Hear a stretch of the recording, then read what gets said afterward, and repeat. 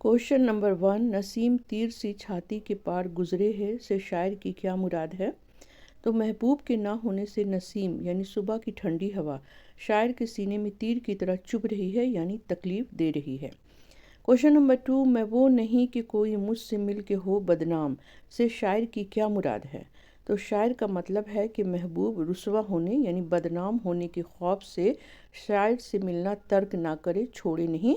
मैं ऐसा आदमी नहीं हूँ कि अगर कोई मुझसे मिलेगा तो वो बदनाम हो जाएगा। क्वेश्चन नंबर 3 है, नायाब हैं हम से शायर की क्या मुराद है। तो हम जैसे शायर बहुत मुश्किल से मिलते हैं। शाद अजीम आबादी की गज़ल से नायाब और कामयाब का फ़र्क बताइए। तो नायाब जिसका मिलना मुमकिन ना हो, इंतहाई कीमती, और कामयाब जो चीज़ कम पाई जाए। क्वेश्चन नंबर 5, शायर ने दिल को निराली बस्ती क्यों कहा है। तो दिल एक दफ़ा उजड़ जाए तो दोबारा नहीं बसता, इसलिए शायर ने दिल को निराली बस्ती कहा है। हस्ती की क्या हस्ती है से शायर की क्या मुराद है। तो पहली बार हस्ती के माने ज़िंदगी है और दूसरी बार हस्ती के माने औकात है, यानी ज़िंदगी की क्या औकात है मेरे सामने। क्वेश्चन नंबर 7, बस्ती बसना खेल नहीं बसते बसते बस्ती है। इस मिसरे में पहले लफ्ज़ बस्ती और दूसरे लफ्ज़ बस्ती के फ़र्क को बताइए। पहले लफ्ज़ बस्ती के माने है शहर या गांव और दूसरा बस्ती का लफ्ज़ आबाद होने के माने में है, यानी आहिस्ता आहिस्ता करके कोई गांव या शहर आबाद होता है। यूं मुस्कुराए जान सी कलियों में पड़ गई, यूं लब कुशा हुए कि गुलिस्तां बना दिया। शायर ने महबूब की मुस्कुराहट को किस चीज़ से तशबीह दी है। तो इसका जवाब है कली के खिलने से।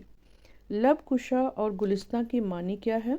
तो लब कुशा के माने हैं होठों को खोलना, यानी बात करने के लिए मुंह को खोलना, और गुलिस्तां के माने हैं बाग। क्वेश्चन नंबर 9 है, मैं कामयाब दीद भी महरूम दीद भी जलवों के अज़दहाम ने हैरान बना दिया। तो कामयाब दीद और महरूम दीद की वजाहत कीजिए। कामयाब दीद यानी देखने में कामयाब होना और महरूम दीद यानी देखने से महरूम होना। जलवों के अज़दहाम से शायर की क्या मुराद है। तो अज़दहाम के माने हैं भीड़, हुजूम। तो जलवों की भीड़ यानी कुदरत के लाखों जलवे। क्वेश्चन इसी में है शेर में दूसरा क्वेश्चन, दर्ज बाला शेर किस तरह का शेर है। तो ये इश्क हकीकी का शेर है, चूँकि इसमें खुदा का जिक्र है। क्वेश्चन नंबर 10, सर में शौक़ का सौदा देखा से शायर की क्या मुराद है। तो इसका जवाब है दिल्ली दरबार को देखने की जो ख्वाहिश शायर के दिल में पैदा हुई, इसी ख्वाहिश को शायर ने सर में शौक़ का सौदा देखा कहा है। खेमों का जंगल से शायर की क्या मुराद है। तो खेमों की लाइन, जिस तरह जंगल में लाइन से पेड़ होते हैं उसी तरह से जंगल में खेमे लगाए गए थे। मेरा हिस्सा दूर का जलवा शायर ने क्यों कहा है। तो शायर को दरबार में बुलाया नहीं गया था, वो दूर से इस दरबार को देख सकते थे, इसलिए इन्होंने कहा कि मेरा हिस्सा दूर का जलवा। दोस्तों की शक्ल पर बेगानगी क्यों छाई हुई थी। ये गर्मी और देहाती बाजार से है। गर्मी की शिद्दत की वजह से दोस्तों की शक्ल पर बेगानगी छाई हुई थी, यानी पहचान नहीं रहे थे। लू को रूह परसा क्यों कहा गया है। तो रूह परसा का मतलब है रूह को तकलीफ देने वाला।